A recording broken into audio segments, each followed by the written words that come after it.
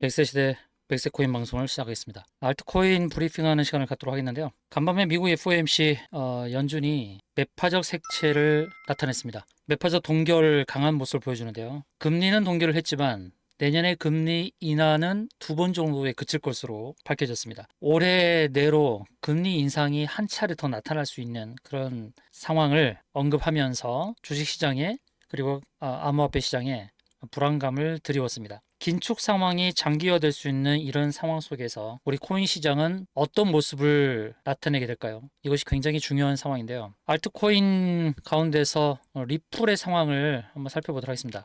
리플은 연준의 외파적인 색채를 드러낸 상황에서도 강세의 흐름을 나타냈습니다. 0.52달러 선을 회복했고 현재는 0.5달러 선 위에서 지금 움직이고 있는 상황인데요. 미국에서 기술종 중심으로 한 나스닥은 큰 폭으로 하락을 했습니다만 비트코인과 리플, 이더리움 등은 크게 하락하지 않고 자리를 잘 지켜주는 그런 모습을 보여주고 있습니다. 그리고 리플은 현재 기술적으로 보게 되면 20일 이평선 위에서 마감을 하면서 매수 세력이 우위를 점하고 있는 그런 모습을 보여주고 있습니다. 여전히 20일 이평선 위에 머무른 상태에서 매수 세력이 계속 21선 위에서 매수의 흐름을 보여주고 있다. 그래서 기술적으로도 긍정적인 측면이 있다는 것. 영상 마지막 부분에서 기술적인 부분을 좀 더 안내해 드릴 테니까요. 영상 끝까지 시청하시길 바라겠습니다. 그리고 리플이 글로벌 환경에서 CBDC 개발을 붐이 일어나는 상황에서 큰 역할을 수행할 수 있다.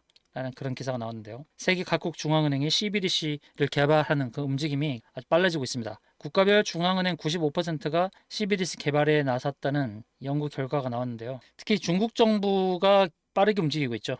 디지털 위안화 사례가 나타나면서 CBDC가 사회를 변화시킬 것이다. 그런 가운데서 리플이 큰 역할을 수행할 수 있는 그런 뉴스가 나왔는데요. 내용을 보십시오. 중국의 디지털 위안화의 월별 거래량은 이미 한화로 4조 정도를 넘어섰고요. CBDC는 추후 3년간 사회와 이를 둘러싼 금융 시스템을 크게 변혁할 것이라고 봤는데, 근데 리플은 이 CBDC 발행과 유통에 제공할 수 있는 보급 가능성을 탐색하고 있는데 이를 점차 다른 국가로 확장할 예정이다. 자, 리플이 각 국가에서의 CBDC와 연동한 곧 각 국가에서의 리플을 활용한 그 CBDC 발급에 나서고 있기 때문에 리플의 역할이 커졌다고 하는 것이죠. 그러니까 CBDC의 발행과 리플이 동떨어진 게 아니라는 겁니다.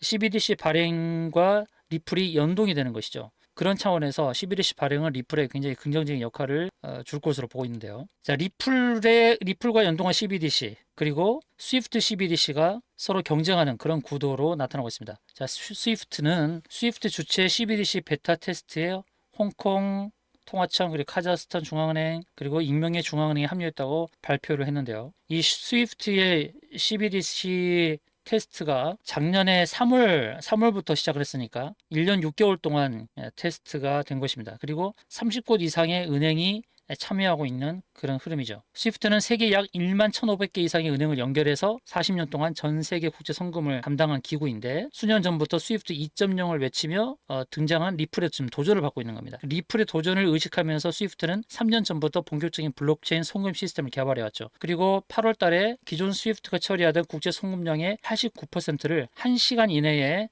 처리하는 데 성공했다는 소식을 밝힌 바가 있습니다. 그래서 이 스위프트의 CBDC 테스트 확장은 리플과의 본격적인 경쟁 심화로 해석되고 있다는 것이죠.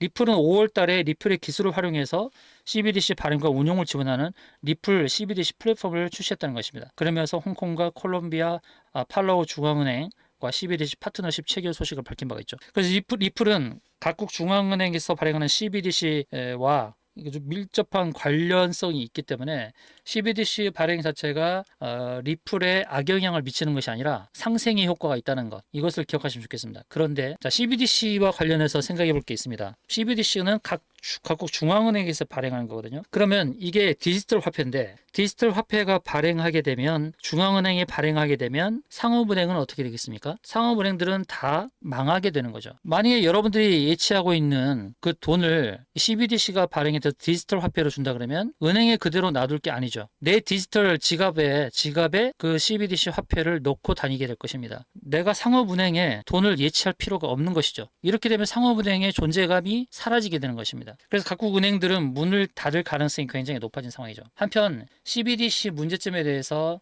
제가 이렇게 안내 드린 바가 있거든요. 자, CBDC 문제점. 중앙화거든요. 중앙화 플랫폼입니다. 우리가 잘 알듯이 비트코인은 탈중앙화가 아닙니까? 근데 CBDC는 중앙화 플랫폼이기 때문에 개인정보를 다 파악할 수가 있습니다. 결제와 거래 데이터가 빅데이터에 포함되면 모든 정보를 노출할 수밖에 없는 거죠. 그리고 중앙은행이 발행한 디지털 화폐라는 것이 문제라는 것입니다. 이 CBDC는 명목 화폐를 디지털로만 업그레이드한 것이에요. 그러니까 중앙화된 것은 모든 것을 통제할 수가 있고, 이 CBDC의 발행의 목적은 바로 완벽한 지배와 통치라는 것입니다. 중앙은행은 모든 디지털 화폐의 움직임을 실시간으로 기록하거나 관찰할 수가 있는 것입니다. 근데 현재의 온라인 뱅킹은 금융권에서 각 상업은행에서 관리하고 있기 때문에 정부가 정보를 요구할 수 있지만은 그것을 정보를 받을 수 있는 직접적인 권한은 없는 겁니다. 근데 CBDC는 중앙은행에서 발행하는 것으로서 프로그래밍이 가능한 것입니다. 그래서 모든 자산에 대해서 동결해 볼 수 있는 것이죠. 언제든지 맘만 먹으면 동결이 가능한 겁니다. 그리고 CBDC로 결제하는 순간에 언제, 어디서, 무엇을 하고 있는지가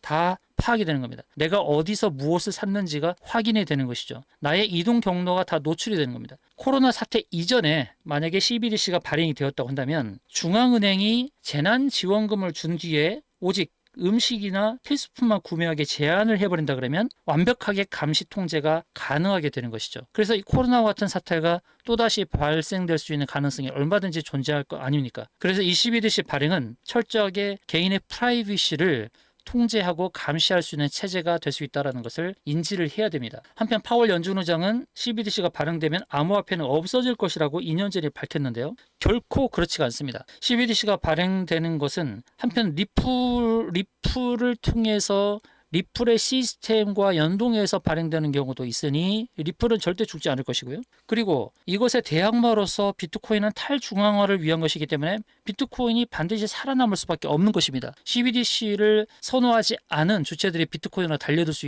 있게 되고요. CBDC를 통해서 내 사생활이 노출되고 프라이버시가 침해받고 감시되고 통제되는 것이 싫어하는, 이런 것들을 싫어하는 그러한 무리들이 CBDC로 몰려들게 되는 것입니다. 절대 CBDC가 발행된다고 해서 비트코인과 리플을 죽일 수가 없는 거예요. 그런 차원에서 CBDC 발행과 관련된 기본적인 상식 또 기본적인 지식을 쌓는 것이 중요하다라는 말씀을 드리겠습니다. 현재 리플은 0.517달러를 형성하고 있습니다. 리플의 차트입니다. 리플은 장대 양봉을 만들었던 그 저가를 아직 훼손하지 않고 있습니다. 쌍바닥을 만들면서 점점 우상향하고 있습니다. 리플의 차트를 보시게 되면 이제 매물대를 소화하는 과정입니다. 0.5달러 그리고 0.55달러 이렇게 그 사이의 매물대를 통과하게 되면 그 위로는 매물대가 많지가 않습니다. 그래서 리플은 여기서 0.5달러를 계속 테스트하는 그런 단계에 있다 하더라도 리플은 어느 순간에 급등이 나올지 모릅니다. 지금 0.5달러 이 수준은 1년 뒤에는 굉장히 추억의 가격대로 회자가 될 수 있는 그런 가격대입니다. 그럼 리플은 지금 0.5달러 전후한 자리에서 계속 모아가야 된다, 그렇게 말씀을 드리고 싶습니다. 매물대가 이제 0.55달러까지 그 매물대가 있는데 여기를 넘어서게 되면 위로는 매물대가 그렇게 많지 않습니다.